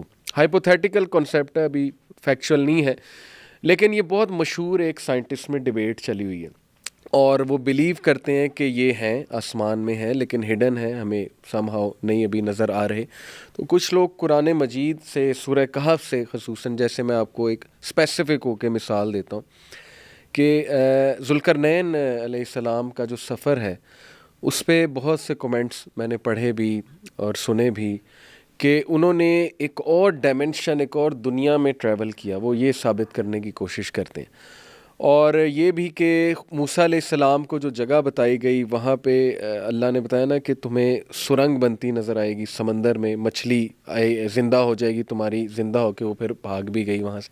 تو وہ کہتے ہیں جو سرنگ کا ورڈ ہے یہ پورٹلز کی شکل اسی طرح ہوتی ہے, یہ سمندر میں بھی بن سکتے ہیں, آسمانوں میں بھی بن سکتے ہیں. تو وہ کہتے ہیں کہ اس سے ٹائم ٹریول کا, انٹر گلیکٹک ٹریول کا, اور ٹائم ریلیٹیوٹی کا کنسیپٹ ملتا ہے. ٹائم ریلیٹیو ہے. اصحاب کہف کے واقعے سے بھی کہتے ہیں کہ دیکھو وہ 309 سال سوئے, لیکن یہ کہ جب اٹھے تو ان کے لیے وہ چند گھنٹے تھے. تو وہ کہتے ہیں آج فزکس اس پہ بات کر رہی ہے ریلیٹیوٹی آف ٹائم یا ٹائم ڈائلیشن کے اوپر. تو یہ اپروچ ٹھیک ہے, اس طرح سے اسپیسیفک ہونا یا ایک تھاٹ دینا لوگوں کو کہ سوچو تو صحیح, کیا پتہ واقعی انٹر گلیکٹک ٹریول ہو, یا پورٹلز کی باتیں ہو رہی ہیں, یا ایلینز کی باتیں ہو رہی ہیں, پتہ نہیں کیا ہے. یہ تجسس لوگوں میں, اس کو میں کیا کہوں, کیوریوسٹی قائم کرنا لوگوں میں. یہ دیکھیں بات اصل میں یہ ہے کہ قرآن کی اس طرح کی کوئی بھی انٹرپریٹیشن جس کے بارے میں ہمیں کوئی ہمارے آثار میں سے کوئی چیز نہیں ملتی, اور آثار سے مراد احادیث, اقوال صحابہ, اقوال تابعین, بالکل ٹھیک, جو ہمارا اصل اثاثہ ہے, جو سورس آف نالج ہے, اس سے ہمیں کوئی چیز نہیں ملتی. ٹھیک ہے, اور وہ سائنٹیفک ریسرچز کا نتیجہ ہے. اگر تو وہ نتیجہ ہے اور قرآن کے مطابق ہے جیسے میں نے عرض کیا, وہ تو اس کو مان لینے میں کوئی حرج نہیں. صحیح. لیکن یہ ساری باتیں جو آپ بتا رہی ہیں تو اسپیکولیشنز ہیں. ہاں, اور یہ ایسے ہی مستقبل کے بارے میں ایک آدمی اسپیکولیٹ کرتا ہے کہ یہ ہوگا, یہ ہوگا, یہ ہوگا. ان اسپیکولیشنز کو تو آپ دیکھیں کہ لاجیکلی بھی اس دور کو, جس دور میں ہم زندگی گزار رہے ہیں, 21ویں صدی کو کہا یہ جاتا ہے کہ یہ لاجیکل پازیٹیوزم کی صدی ہے. صحیح. منطقی اثباتیت کی صدی. اب منطقی اثباتیت کوئی چیز لاجیکلی آپ اس کو پروو نہیں کر سکتے تو وہ نہیں ہے. ٹھیک. تو یہ اٹ سیلف لاجیکل پازیٹیوزم کے خلاف ہے کہ آپ اس طرح کی چیزوں کو اسپیکولیشنز کے اوپر بلیو کرنا شروع کر دیں. یعنی آپ اس لاجک کے نہ ہونے کی وجہ سے آپ اس اللہ پر تو بلیو نہیں کرتے جس کا کانسیپٹ قرآن دیتا ہے, جس کا کانسیپٹ نبی پاک صلی اللہ علیہ وسلم دیا ہے. اس کو آپ اس لیے نہیں تسلیم کرتے, جنت دوزخ کو آپ اس لیے تسلیم نہیں کرتے کہ ہماری لاجک جو ہے ہماری, ہم اس کو منطقی طور پر ثابت نہیں کر سکتے. ہمارے پاس وہ دلائل جو ہمارے پاس ہمارے اگرچہ وہ بھی سیلف میڈ ہیں اس کے ذریعے سے ثابت نہیں ہوتی, لہذا اس کو نہیں مانتے. تو یہ چیزیں جو اسپیکولیشنز ہیں یہ کیسے, مطلب آپ دیکھیں, آپ مجھے بتا رہے تھے پروگرام سے پہلے کہ بہت ساری موویز بھی اس طرح سے بن رہی ہیں اور سارا کچھ, آپ اندازہ کریں ان چیزوں پر بلیو کیسے ہو گیا. اصل میں آپ کو بتاتا ہوں کہ چکر کیا ہے. ایشو یہ ہے, انسان کو اللہ نے ایک محدود قوت مدرکہ عطا فرمائی ہے. یہ اس کی ادراک کی ایک حد ہے. اس سے مراد تھوڑا سا انسان کی سمجھ کی ایک حد ہے. سمجھ کی حد ہے. جی. انسان ساری چیز نہیں سمجھ سکتا. صحیح. اور جب وہ اس کی حد آ جاتی ہے نا, تو اس کے بعد جب اس کو کوئی تفہیم نہیں حاصل ہو پاتی تو یہ اس کو ان باتوں کو پھر اسپیکولیٹ کرتا ہے. قرآن نے اس کی تسکین کا جو سامان دیا ہے، اس کی اسپیکولیشنز کی تسکین کا، وہ یہ ہے کل من عند ربنا، بالکل ٹھیک، ہر چیز ہمارے رب کی طرف سے. صحیح. تو جب ہم رب کو نہیں مانیں گے تو پھر ہم پریشان ہوں گے. پھر آپ اس کو ایلینز کہیں، آپ اس کو کوئی اور نام دیں، صحیح. آپ جو مرضی کہتے رہیں، وہ بہرحال اس کا مطلب یہ ہے کہ ایک سپر نیچرل جی اینٹیٹی کی نیڈ آپ کے کانسیپٹ کو ہے، آپ کے تصور کو ایک ضرورت ہے کہ آپ کسی سپر نیچرل اینٹیٹی کو تسلیم کریں. صحیح بات.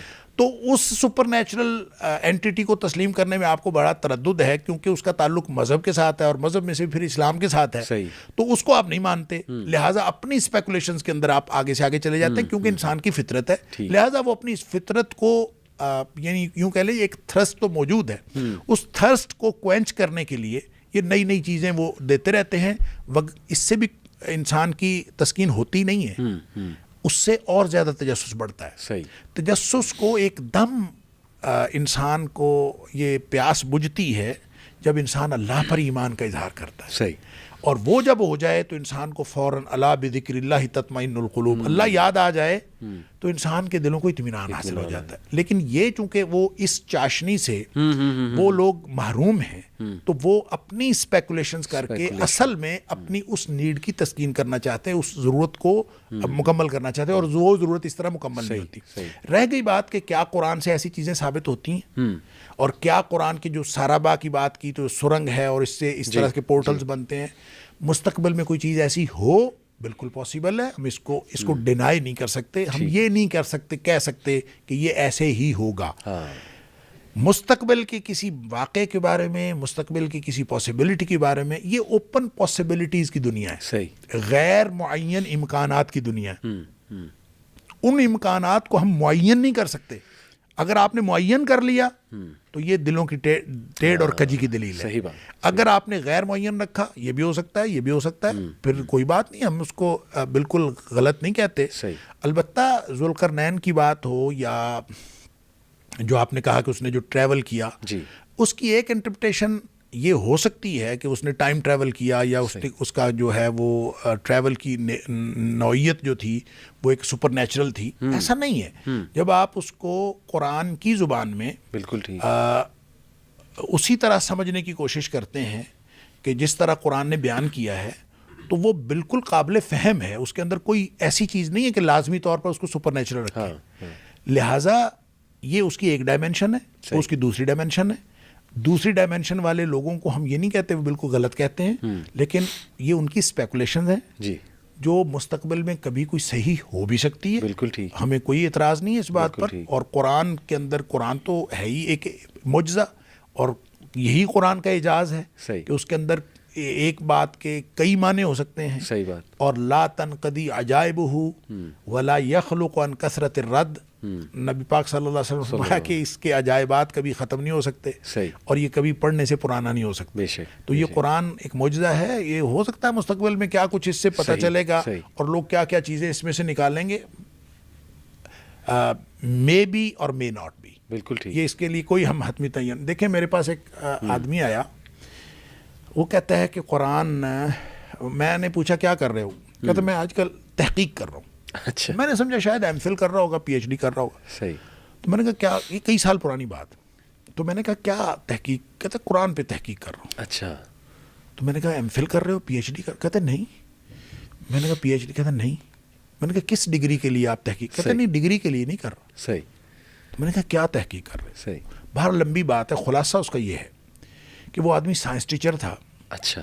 اور اس نے کہا کہ میں قرآن کی اس طرح کی آیات پڑھتا تھا، الم تری کیف فعل ربک باصحاب الفیل. کیا تم نے دیکھا نہیں کہ ہم نے اصحاب فیل کے ساتھ کیا کیا؟ صحیح. اچھا. وہ کہتا ہے میں اس طرح کی چیزیں پڑھتا تھا، تو میں کہتا تھا میں نے تو نہیں دیکھا. قرآن کہتا ہے الم تری، کیا تم نے دیکھا نہیں؟ میں کہتا تھا میں نے تو نہیں دیکھا. تو یہ قرآن کیا کہتا ہے؟ صحیح. پھر وہ کہتا ہے اس نے نا اپنا جو بی ایس ایڈ کا تھیسس لکھا تھا نا، اس نے قرآن کی 5 پیشین گوئیاں جو مستقبل میں وقوع پذیر ہونے کا امکان تھا، اس نے اس پر لکھا تھا. اور اس نے کہا، چونکہ سائنس ٹیچر تھا، وہ سائنٹیفکلی سوچتا تھا، اس نے اس کو بھی جو قرآن پاک میں ہے نا الذی جعلکم من الشجر الاخضر نارا، کہ اللہ نے تمہیں یہ سرسبز درخت سے آگ پیدا کی. تو وہ کہتا تھا یہ بھی پیشین گوئی ہے، صحیح. یہ مستقبل میں وقوع پذیر ہوگی. صحیح. وہ یہ کہتا تھا کہ یہ جو کیا نام ہے درخت جو چھوڑتے ہیں نا جی رات کو، یہ کاربن ڈائی آکسائڈ، ہاں جی ہاں اب جی، مجھے ایسے اتنا کاربن پتہ بھی ڈائی نہیں ہے آکسائڈ، سائنس کا.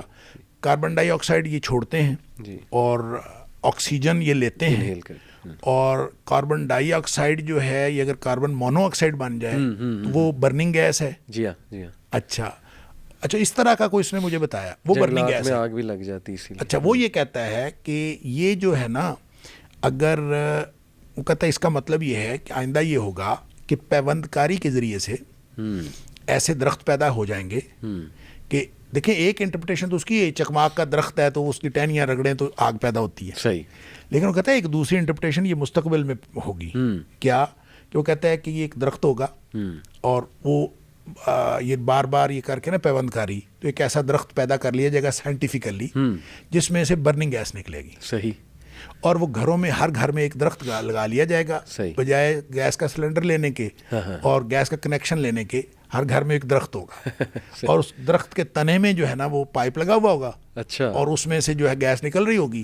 اور یہ الذی جعل لکم من الشجر الاخضر نارا، صحیح. اور یہ اس میں سے آگ نکل رہی ہوگی. اور کہتے ہیں یہ مستقبل میں وقوع پذیر. اچھا اس طرح کہ اس نے بڑی مطلب حیران کن قسم کی باتیں. اچھا وہ یہ کہتا ہے کہ میں یہ سوچا کرتا تھا، تو ایک دن میں گیا سائنس میوزیم. تو سائنس میوزیم میں کہتا ہے ایک جگہ لکھا ہوا کہ اپنی آواز کی تصویر دیکھیں. تو کہتا ہے میں نے کہا یہ کیا اپنی آواز کی تصویر دیکھیں؟ تو کہنا میں نے وہاں ایک مائک لگا ہوا تھا، اس میں بولا اور سامنے ایسے تصویر آنا شروع کی. وہ تھا کیا کہ انہوں نے صرف وہ اس کو جو ہے نا پانی کے اوپر سلیٹس رکھی ہوئی تھی، تو وہ آواز کی وجہ سے اس میں وائبریشن پیدا ہوتی تھی، اور اس کے نیچے لائٹ لگائی ہوئی تھی. صحیح. اور وہ سامنے اس کی جو ہے نا وہ روشنی پڑتی تھی. صحیح. تو وہ سمپل سا ایک کنیکشن تھا. وہ کہتا کچھ بھی نہیں تھا، میں بولتا تھا تو اس میں سے وہ لہروں کی وجہ سے وہ ایک روشنی، تو کہتے تھے آواز کی تصویر. لیکن کہتا اس سے مجھے آئیڈیا پیدا ہوا. وہ کہتا مجھے آئیڈیا یہ پیدا ہوا کہ جتنے انرجیز ہیں، انرجی کی جتنی بھی قسمیں ہیں، یہ ساری باہم انٹرچینجیبل ہیں. یہ بالکل ایک دوسرے میں تبدیل ہو جاتی، law of conservation of energy, بڑا سمپل تبدیل ہو جاتی. لہذا وہ کہتا میں سوچنا شروع ہو گیا کہ اگر یہ جو ساؤنڈ انرجی ہے یہ وی این انرجی میں چینج ہو جائے تو پھر کیا ہوگا. صحیح. اگر وہ ایسا کوئی پرفیکٹ سرکٹ بنایا جائے جس میں آدمی جو بولے اس کی تصویر نظر آئے تو وہ کیا ہوگا. صحیح. اس پر پھر وہ کہتا ہے میں نے قرآن کو پڑھا تو مجھے قرآن میں سے 370 آیات ملی. اچھا. کہ جس سے مجھے یہ سمجھ آئی کہ جب آدمی عام گفتگو کرتے ہوئے اس میں بولے گا جی تو اس کی تصویر پرفیکٹ سرکٹ میں بھی ٹھیک نہیں آئے گی. لیکن جب وہ قرآن پڑھے گا تو اس کی تصویر بالکل صحیح آئے گی. اچھا اس نے یہ نتیجہ نکالا قرآن پاک کی 370 آیات سے. مثلا وہ کہتا ہے کہ دیکھیں قرآن نے کہا الحمدللہ الذی انزل علی عبدہ الکتاب ولم یجعل لہ عوجا، سورہ کہف پہ آیا کہ اللہ نے اپنے بندے پر کچھ کتاب نازل کی جس میں کوئی ٹیڑھ نہیں رکھی. تو وہ کہتا ہے کہ مثلا میں کہتا ہوں کہ مجھے ایک گلاس پانی دے دیجئے تو اس میں کون سی ٹیڑھ ہے؟ کہتا ہے میں بھی کہہ سکتا ہوں کہ میری گفتگو میں بھی کوئی ٹیڑھ نہیں ہے، سادہ فکر ہے، اس میں ٹیڑھ کوئی نہیں ہے. تو کہتا ہے اصل میں اس کا تعلق اس تصویر کے ساتھ ہے کہ میں اگر کہوں کہ مجھے ایک گلاس پانی دے دیجئے، اس میں کہوں اس سرکٹ کے اندر اس کی جو تصویر آئے گی وہ ٹیڑھی میڑھی ہوگی. دنیا کی ہر زبان کی ہر بات کی تصویر ٹیڑھی میڑھی ہوگی سوائے قرآن کے. صحیح. اور قرآن جب پڑھا جائے گا تو اس کی تصویر جو ہے. اور پھر اس نے یہ بھی کہا کہ قرآن جب نازل ہوا تھا تو وہ زباندانی کا دور تھا، تو قرآن نے سارے زباندانوں کو مات دے دی. صحیح بات. آج ویڈیو کا دور ہے اور قرآن نے ویڈیو کے دور میں ویڈیو والوں کو سب کو مات دے دی. کیا بات ہے. اچھا یہ اس کی اب اندازہ کریں، میں تو وہ سوچ کے اور اس کی باتیں سن کے حیران ہوں. لیکن بہرحال شیخ قرآن کے اندر کیا کچھ ہے جی ہم اندازہ نہیں کر سکتے. اور ان ساری چیزوں کو دیکھیں وقوع پذیر ہوتا ہے کہ نہیں. اچھا اس کو ہمارے ایک استاد جو ہے نا اس کو پکڑ کے یو ای ٹی لے گئے. اور یو ای ٹی میں الیکٹرانکس ڈپارٹمنٹ کے ہیڈ سے ملاقات کرو. صحیح. اور انہوں نے بھی اس کی باتیں سن کے ان کا جی یہ جو بات کرتا ہے نا بہرحال ایسا سرکٹ بن جائے تو ہوگا صحیح کچھ نہ کچھ. وہ ہوگا جو یہ کہہ رہا ہے کچھ اور ہوگا, ہمیں نہیں پتہ. لہٰذا اس طرح کی جتنی باتیں ہیں قرآن کے بارے میں وہ ہو بھی سکتا ہے, مے بی اور مے ناٹ بی. میں جو سمجھا اب تک شیخ آپ کی بات سے تھوڑا مجھے correct me if I am wrong, کہ اگر ایک بندہ اس کو مین مقصد کو ہی سمجھتا ہے, مین مقصد, اور اسی کو لے کر چلتا ہے کہ ہاں ہدایت ہی ہے اس کا مقصد, متشابہات کے رولز بھی سمجھتا ہے, تو ویسے ڈسکشن کے طور پہ کچھ حیران کن فیکٹس بتائے, لیکن ساتھ یہ کہہ دے کہ یہ پاسبلٹی ہے, بالکل ضروری نہیں کہ ایسا ہو. دیکھیں وہ جو واقعہ آپ نے ڈاکٹر محمود غازی اکثر بیان کیا کرتے تھے ڈاکٹر حمید اللہ کا, جو پیرس والے ڈاکٹر حمید اللہ مرحوم, جی شاید آپ نے سنا ہو وہ واقعہ. یہ ڈاکٹر محمود غازی نے اپنے محاضرات میں بھی یہ واقعہ لکھا. صحیح.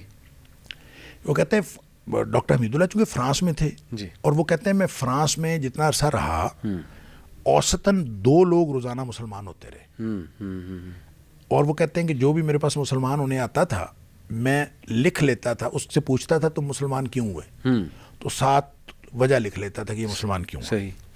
وہ یہ واقعہ بتاتے ہیں کہ ایک فرانس کا جو بہت معروف میوزیشین تھا, بہت بڑا موسیقار تھا, اس کا نام تھا یاک ییلبر. صحیح. تو وہ آیا میرے پاس اور کہتا ہے میں نے مسلمان ہونا ہے. اچھا.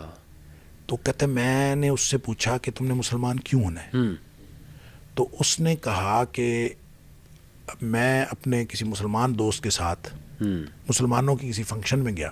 صحیح. میں چونکہ بہت بڑا موسیقار ہوں اور مجھے موسیقی کی ساری دھنوں کا پتہ ہے. صحیح. تو کہتا ہے کہ میں کسی مسلمان دوست کے ساتھ جا رہا تھا, تو ابھی ہم حال میں پہنچے نہیں تھے, تو پہلے ہی مجھے کوئی آواز آئی. تو بڑی شاندار موسیقی تھی. تو میں نے اپنے دوست سے پوچھا یہ کون سی موسیقی ہے, اس نے کہا یہ موسیقی نہیں ہے, تو قرآن کی تلاوت ہو رہی ہے. کہتا ہم اندر گئے تو وہ تو جناب, وہ کہتا ہے میں تو حیران رہ گیا کہ کیا شاندار موسیقی تھی. تو اس لیے میں نے اس سے متاثر ہو کے میں نے اسلام قبول کر لیا. کیا بات. اب وہ ڈاکٹر حمید اللہ کہتے ہیں مجھے سمجھ نہیں آئی کہ کیا کہہ رہا ہے. قرآن موسیقی تھوڑی ہے. صحیح. اور قرآن کی کوئی دھنیں تھوڑی ہیں. صحیح. اور قرآن کا کیا تعلق موسیقی کے ساتھ. لیکن وہ کہتے ہیں میں اس کی بات سن کے مجھے کک سمجھ نہیں آئی کہ کیا کہہ رہا ہے, لیکن بہرحال وہ کہتے ہیں میں نے وجہ لکھ لی. صحیح. کہ یہ اس وجہ سے مسلمان ہوا. بالکل ٹھیک. پھر وہ کہتے ہیں کہ میں نے خیر اس کا کوئی استاد مقرر کر دیا کہ اس کے ساتھ پڑھے. صحیح. تو کچھ عرصے بعد کہتا ہے کہ اس کے استاد کا فون آیا, نہیں پہلے اس کا فون آیا موسیقار کا, یاک ییلبر کا. اس کا فون آیا کہ یہ تمہارا جو تم نے مجھے جو استاد دیا ہے نا, یہ مجھ سے کوئی چیز چھپا رہا ہے, مجھے ٹھیک نہیں بتا رہا. تو وہ کہتے ہیں میں حیران ہوا, کیا اس سے پوچھا. وہ کہتا ہے جی یہ نا میں نے اس کو پڑھایا ہے, یہ اذا جاء نصر اللہ والفتح ورأیت الناس يدخلون فی دین اللہ افواجا فسبح بحمد ربک. میں نے اس کو پڑھا ہے. تو یہ کہتا ہے کہ یہ جو افواجا ہے اور فسبح ہے, اس کے درمیان میں کوئی لفظ ہے, وہ بتاؤ کیا ہے. اچھا. تو وہ استاد کہتا ہے میں اس کا کیا کروں. یہ کہتا ہے اس میں لفظ ہے. میں کہتا ہوں لفظ کوئی نہیں ہے. اب یہ جھگڑا تھا, دونوں آ گئے میرے پاس. صحیح. اور ڈاکٹر حمید اللہ کہتے ہیں میں حیران بھئی میں اس کا کیا کروں. وہ کہتا ہے کہ میں نے قرآن کو شروع سے پڑھا ہے, ہر قرآن کی ہر آیت اور ہر لفظ میرے ان اصولوں پر پورا اتر رہا ہے. اچھا. جو بھی اس کے کوئی اصول تھے, پتہ نہیں کیا تھے. صحیح. یہاں آ کے وہ کہتا ہے کوئی لفظ مسنگ ہے. صحیح. تو اب وہ ٹیچر بھی حیران. تو ڈاکٹر حمید اللہ صاحب کہتے ہیں میں بھی حیران, میں اس کو کیا کہوں. تو کہتے ہیں بیٹھے بیٹھے نا مجھے خیال آیا کہ بچپن میں مجھے قاری صاحب نے انڈیا میں جو قرآن پڑھایا تھا نا, جی ہاں, انہوں نے مجھے سختی سے روکا تھا کہ افواجا پہ رکنا نہیں ہے. اچھا. افواجا فسبح پڑھنا ہے. اللہ اکبر. کہتا مجھے بچپن کی وہ بات یاد آئی, اور یہ بھی یاد آیا کہ ایک دفعہ میں رک گیا تھا تو قاری صاحب نے مجھے تھپڑ بھی لگایا تھا. صحیح. کہ تم رکے کیوں. صحیح. تو ڈاکٹر حمید اللہ کہتے ہیں میں نے اس کو کہا کہ یہ نا یہاں پہ مسنگ کوئی نہیں ہے, اس کو بس یوں پڑھنا ہے افواجا فسبح بحمد ربک. صحیح. صحیح. تو کہتے ہیں میں نے یہ کہا تو وہ اٹھ کے ناچنے لگا. اللہ. اس کے ناچنے لگا. ہے اب ٹھیک ہے, یہ اب ٹھیک. صحیح صحیح. بہرحال ڈاکٹر حمیداللہ نے یہ لکھا ہے کہ وہ آدمی ایک انتہائی مخلص اور بہترین مسلمان کے طور پر زندہ رہا. 1975 میں اس کی وفات ہو گئی. صحیح. لیکن ہمیں پتہ نہیں چل سکا کہ اس کے پاس کون سا علم تھا اور وہ کس علم سے قرآن کو پرکھتا رہا. صحیح صحیح صحیح. لہٰذا یہ تو معاملہ مے بی اور مے ناٹ بی والا ہے. اور یہ اس کا تعلق پرسنل ایک وہ اس سے ہے, اس کو آپ کوئی اصول نہیں بنا سکتے, حتمی طور پہ نہیں کہہ سکتے. ایک دفعہ ایک آدمی مجھے ملا, کہتا ہے والسماء ذات الرجع والارض ذات الصدع. جی. اس سے میں نے کوئی تحقیق کی ہے, میں نے دنیا کے فنومناز نکالے ہیں, یہ کیا ہے, بارش, یہ وہ, زمین آسمان. اچھا میں نے اس سے 2-3 سوال کیے تو وہ تھوڑا سا رک گیا. کہتا ہے نہیں, جو سوال تم کر رہے ہیں اس سے تو تم میری ساری فلسفی کا پتہ چل جائے گا. رک گیا. میں نے کہا نا بتاؤ. صحیح. ہمیں وہ فلسفی جو ہدایت کے لیے ضروری ہے وہ نبی کریم صلی اللہ علیہ وسلم نے بتا دی ہے. صحیح. رہ گئی اس کے علاوہ کوئی فلسفیز, وہ آپ کی اپنی, وہ 19 والا انسان لوگوں نے بہت سارا بنایا ہوا ہے, وہ تو غلط بھی اب, اور بہت ساری چیزیں اس طرح کی چیزیں بنائی ہوئی ہیں. تو میرا خیال یہ ہے کہ اس طرح کی باتوں کو ہم کبھی بھی قرآن کی ہدایت کے ساتھ منسلک نہیں کر سکتے. بالکل ٹھیک. اور ایک دوسرا یہ کہ یہ نا اگر تو اپولوجیٹک اپروچ ہے نا آپ کی, کہ آپ سائنس کو سپیریئر سمجھتے ہوئے قرآن کو پرکھ رہے ہیں, تو یہ تو بہت ہی غلط اپروچ. اور بہت سے لوگوں کی یہ ہے جو اپولوجسٹ جنہیں ہم کہتے ہیں, جو نا بس اس چیز سے متاثر ہو کے قرآن کو بھی اسی پیمانے پہ پرکھنا چاہتے ہیں. لیکن اگر ایک شخص جو ہے وہ قرآن کو ہی سپیریئر سمجھتا ہے, لیکن کچھ ڈسکشن کے لیے اگین جیسے میں نے کہا وہ یہ بات کرتا ہے, تو ساتھ کلیئر ضرور کرے کہ یہ میرا ایک فہم ہے لیکن یہ غلط بھی. اس کو آپ سپیریئر یا انفیریئر کی بات ہی نہ کریں. جی. ایمان رکھنے کی چیز صرف قرآن ہے. سبحان سبحان. اور نبی کریم صلی اللہ علیہ وسلم کی ذات اقدس. بالکل صحیح, بالکل صحیح. باقی دنیا کا کوئی علم ایمان رکھنے کی چیز. زبردست. بات ختم ہو گئی. بات ختم ہو گئی. وہ اس پر ایمان رکھیں. بالکل ٹھیک. باقی چیزیں ہو بھی سکتی ہیں, نہیں بھی ہو سکتی. صحیح. وہ علوم و فنون ہیں, اس کے اندر آپ تحقیقات بھی کریں, آگے سے آگے جائیں. زبردست. جو اس ایمان کے مطابق ہو اس کو مان لیں, جو اس کے خلاف ہو اس کو چھوڑ دیں. بالکل ٹھیک. اور جو کہیں اس کو نہ ذکر ہو اس کا, تو اس کے بارے میں آپ اپنا کوئی بھی نقطہ نظر رکھ سکتے ہیں. زبردست زبردست. بہت بات کلیئر ہو گئی شیخ, جزاک اللہ. بس آخری ایک سوال پوچھنا چاہوں گا. بہت سے لوگ یہ سوال کرتے ہیں کہ قرآن کو کہاں سے پڑھنا شروع کریں. کیا مکی سورز 30ویں پارے سے ہم ٹرانسلیشن پڑھنا شروع کر دیں, یا سورہ فاتحہ سے ہی شروع کریں؟ اور آپ کے نزدیک میں پرسنل آپ سے پوچھنا چاہوں گا, بیسٹ ٹرانسلیشنز بھی کچھ بتا دیں, کچھ مختصر اگر کوئی تفسیر پڑھنا چاہے اس پہ بھی گائیڈ کر دیں. دیکھیں جی, سب سے پہلی بات تو یہ ہے کہ قرآن کو کہاں سے شروع کرنا چاہیے. دیکھیں پہلی جو وحی تھی نزولی اعتبار سے وہ چلے گی 30ویں پارے میں. صحیح. تو اس کا مطلب ہے نزولی ترتیب اس وقت کی حکمتوں کے مطابق تھی. صحیح ہو گیا. توقیفی ترتیب یہ نبی کریم صلی اللہ علیہ وسلم نے اللہ کے حکم سے لگائی ہے. بالکل ٹھیک. ٹھیک ہے, یہ کسی انسان کی دیوی ترتیب نہیں ہے. یہ لوح محفوظ والی ترتیب توقیفی نبی کریم اس کو توقیفی اس لیے کہتے ہیں کہ نبی کریم صلی اللہ علیہ وسلم کی روایت پر موقوف ہے. لہٰذا یہ ترتیب کہ فلاں صورت شروع میں آئے گی, فلاں اس کے بعد آئے گی, یہ ساری ترتیب گویا اللہ کی طرف سے نازل کردہ ہے. صحیح ہو گیا. اور نبی کریم صلی اللہ علیہ وسلم بتایا کرتے تھے کہ یہ آیت فلاں آیت سے پہلے, فلاں آیت کے بعد. لہٰذا وہ جو آیات کی تعداد کا اختلاف ہے نا, کہ 6000, یہ بہت سارے, ایک یہ غلط فگر ہے 6666 لوگ کہتے ہیں آیات, یہ تو بالکل غلط ہے. 6234, ٹھیک, 6235, 6236. صحیح. یہ 3 فگرز ہیں. ٹھیک ہے. یہ جو 34, 35 اور 36 کا اختلاف ہے یہ بھی روایت پر موقوف ہے. اچھا. یعنی بعض آیات کے بارے میں یہ روایات ہیں کہ نبی کریم صلی اللہ علیہ وسلم اس کو ملا کے پڑھا. بالکل ٹھیک. کبھی ایک روایت ہے کہ اس کو توڑ کے پڑھا. صحیح. لہٰذا وہ 2 آیتیں ہو گئیں. صحیح. کہیں 1 آیت ہو گئی. لہٰذا 34, 35 اور 36 کا اختلاف ہے. صحیح. اس کا مطلب یہ ہوا کہ یہ جو ترتیب نبی کریم صلی اللہ علیہ وسلم نے لگوائی ہے, اس کا آخر کوئی مقصد ہے. ہمیں جو قرآن دیا ہے اس ترتیب سے دیا ہے. صحیح. تو اس کا کوئی مقصد ہے نا. صحیح. سورۃ البقرہ, سورہ آل عمران, سورہ نساء, سورہ مائدہ, ساری کی ساری مدنی صورتیں. صحیح. ٹھیک ہے جی. لہٰذا بعض علماء کا خیال بھی ہے کہ پہلے مکی صورتیں پڑھنی چاہیے, 30ویں پارے سے شروع کرنا چاہیے. جی. حفظ والے خیر اساتذہ جو شروع کرواتے ہیں بیک سے, اس کا تو میرا خیال ہے ایک لاجک بنتی ہے کہ چھوٹی صورتیں پہلے بچوں کو آسانی سے یاد ہو جاتی ہیں, انکریج کرنے کے لیے. وہ تو خیر بات سمجھ میں آتی. لیکن ترجمہ پڑھنے کے لیے بیک سے شروع کریں. میرے خیال میں تو آپ 30ویں پارے کے الفاظ جو ہیں مکی صورتوں کو زیادہ مشکل ہیں. اور آپ جب مکی صورتوں سے شروع کرتے ہیں تو زیادہ مشکل الفاظ سے آپ کو شروع کرنا پڑتا ہے. مدنی صورتوں کے الفاظ کمپیریٹیولی آسان ہیں صحیح اور زیادہ قابل فہم ہے. لہٰذا میرا خیال یہ ہے کہ قرآنی ترتیب جو توقیفی ہے اسی پر اعتماد کرنا چاہیے, زبردست. اور اس ترتیب میں بہرحال حکمت ہے اور اسی ترتیب سے ہی پڑھنا چاہیے. بالکل. اور میں تو سمجھتا ہوں کہ یہ ایمان رکھنا چاہیے اس بات پر کہ جس ترتیب سے قرآن ہمیں ملا ہے اسی میں خیر ہے. بالکل ٹھیک. لہٰذا اپنی ترتیب بنانے کی کوشش نہ کریں صحیح, اور نہ ہی ترتیب نزولی پہ جانے کی کوشش کریں, بلکہ ترتیب توقیفی جس ترتیب سے ہمیں قرآن ملا ہے اسی سے شروع کریں. انشاءاللہ اسی میں برکتیں ہیں اور اسی میں خیر ہے. زبردست. رہ گئی بات وہ کہ اگرچہ اب بھی بہت سارے ترجمے, اب یہ لیٹسٹ جو قرآن پاک کا ترجمہ مختلف یہ کالجز میں اسکولوں میں شروع ہوا ہے, اس میں بھی اب جو نصاب امپلیمنٹ کیا گیا ہے مجھے پتہ چلا ہے کہ اس میں بھی پچھلی صورتوں کو پہلے اور شروع والی صورتوں کو بعد میں. تو میں تو اس پہ بلیو نہیں کرتا. میرا تو ایمان یہ ہے کہ قرآن کی اسی ترتیب میں خیر ہے, جس ترتیب کو آپ نے, تو اسی ترتیب کو آپٹ کرنا چاہیے. ٹھیک ہے, واللہ اعلم بالصواب.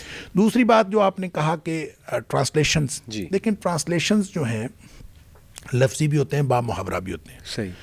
اس میں کسی ایک ٹرانسلیشن کو آپ دوسروں پر ترجیح نہیں دے سکتے. یہ ہر شخص کا اپنا ایک انداز بیان ہے, اور اس میں ایک بہرحال خیال رکھنا چاہیے کہ ترجمہ وہ سب سے اچھا ہے جو الفاظ سے قریب تر ہے. عربک الفاظ, عربی الفاظ سے قریب تر ہے. اصل مسئلہ یہ ہے کہ ترجمے کو کبھی بھی آپ قرآن نہ سمجھیں. بالکل ٹھیک. اور شاہ ولی اللہ نے ایک بات لکھی ہے بڑی خوبصورت. وہ کہتے ہیں کہ اگر کوئی شخص قرآن کے متن سے قرآن کو سمجھ سکتا ہے نا, وہ کبھی ترجمہ نہ پڑھے. صحیح. اور جس کو قرآن کے متن سے سمجھ نہیں آتی وہ ضرورت کی وجہ سے ترجمے کی طرف جائے, اور جو ترجمہ ضرورت پوری کر دے پھر وہ واپس متن کی طرف آ جائے. اور اگر ترجمے سے سمجھ نہیں آئی تو کسی مختصر تفسیر کی طرف چلا جائے. یہ تھوڑا سا متن ایکسپلین کر دیں ہماری آڈینس. متن سے مراد قرآن کے الفاظ. قرآن کے الفاظ. قرآن کے الفاظ کے اگر وہ قریب رہے گا, جتنا قریب رہے گا اتنا وہ قرآن سے فیوز و برکات حاصل کرے. ٹھیک ہے. جتنا دور ہوتا جائے گا اتنا وہ قرآن کے فیوز و برکات سے دور ہوتا جائے گا. اب ظاہر ترجمہ پڑھتا ہے, پھر مختصر تفسیر ہے, پھر لمبی لمبی تفسیریں. اچھا, بڑی بڑی تفسیریں پڑھے, قرآن کے متن سے دور ہو جائے تو اس کو وہ فیوز و برکات حاصل نہیں ہو سکتی. صحیح. لہٰذا یہ ہم نے ترجمہ بھی پڑھنا ہے, ہم نے مختصر تفسیریں پڑھنی ہیں, بڑی تفسیریں پڑھنی. کیوں؟ صرف اپنی ضرورت کے, ہم اجمی ہیں, ہمیں سمجھ نہیں آتی, تو ہم نے ضرورت کے تحت اس سے دور جانا ہے. ٹھیک. جو ہی سمجھ آ گئی تو واپس متن پہ آنا ہے.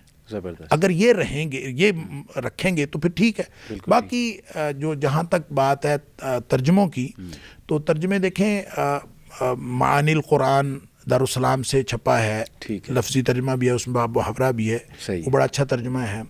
اسی طرح سے ڈاکٹر فرت ہاشمی کا ترجمہ ہے, حافظ نظر احمد کا ترجمہ ہے. اس کے علاوہ بھی دیکھیں ہمارے با محاورہ ترجموں میں بہت جو ایک معروف ترجمہ ہوا وہ فتح محمد جالندری کا, یہ جو سارے مکاتب فکر کے ہاں بڑا معروف رہا, اگرچہ اس کے اندر بھی بہت سارے لوگوں کو اعتراضات ہیں. دیکھیں ترجمے کے اعتراضات کبھی ختم نہیں ہو سکتے. ہر ترجمے میں آپ کو اعتراضات نکل آئیں گے. اس کی وجہ یہ ہے کہ ہر زبان کا اپنا ایک تقاضا ہوتا ہے. بالکل. اور جو عربی زبان کا تقاضا ہے اس کو آپ اردو زبان میں صحیح معنوں میں بیان کر ہی نہیں سکتے. لہذا ہر شخص اپنے حساب سے اس کو بیان کرنے کی کوشش کرتا ہے. وہ کسی ایک جگہ سے صحیح ہوگا, کسی دوسری جگہ سے کمزور ہوگا, کسی دوسری جگہ سے زیادہ مضبوط ہوگا. تو یہ میں نہیں سمجھتا کہ میں تو کسی کو کوئی ترجمہ ریکمینڈ نہیں کرتا. میں تو یہ کہتا ہوں کہ آپ قرآن کے متن کو, ٹیکسٹ کو سمجھنے کی کوشش کریں. وہ آپ کو ایک ترجمے سے سمجھ آتا ہے یا دوسرے سے سمجھ آتا ہے یا چوتھے سے سمجھ آتا ہے, وہ ضرور پڑھیں. اور اگر وہاں سے نہیں سمجھ آتا تو پھر کوئی مختصر تفسیر پڑھیں. مختصر تفسیر سے اگر سمجھ آ جاتا ہے تو پھر واپس آ جائے ٹیکسٹ پہ, نہیں تو پھر آپ لمبی تفسیر پڑھ لیں, پھر واپس آ جائیں. جتنا زیادہ آپ قرآن کے ٹیکسٹ کے قریب رہیں گے تو بہتر یہ ہے کہ عربی سیکھیں. عربی سیکھ کے خود اس کو سوچ سمجھ کے پڑھنا شروع کریں. یہ زیادہ بہتر ہے بجائے اس کے کہ آپ ترجموں کے, اردو ترجموں کے اوپر کسی کے بھی ترجمے پہ اعتماد کرنے کی ضرورت نہیں ہے. خود عربی سیکھیں اور اس کو سوچ سمجھ کے پڑھنے کی کوشش کریں. انشاءاللہ اس میں زیادہ خیر و برکت ہے. انشاءاللہ. جزاک اللہ خیر شیخ, بہت مزہ آیا. یقین کریں, امید ہے کہ بہت سے کنسیپٹس لوگوں کے کلیئر بھی ہوں گے اور بہت سی چیزیں کافی عرصے سے ڈسکشن چل رہی تھی، تو آپ نے بڑے اچھے سے کلیریفائی کیا کمپریہنسولی. اللہ تعالیٰ آپ کے علم میں عمل میں برکت ڈالے. ان شاء اللہ تعالیٰ آپ کو دعوت بھی دیتا رہوں گا. تو بہت بہت شکریہ شیخ. بارک اللہ فیک. السلام علیکم ورحمۃ اللہ وبرکاتہ. وعلیکم السلام.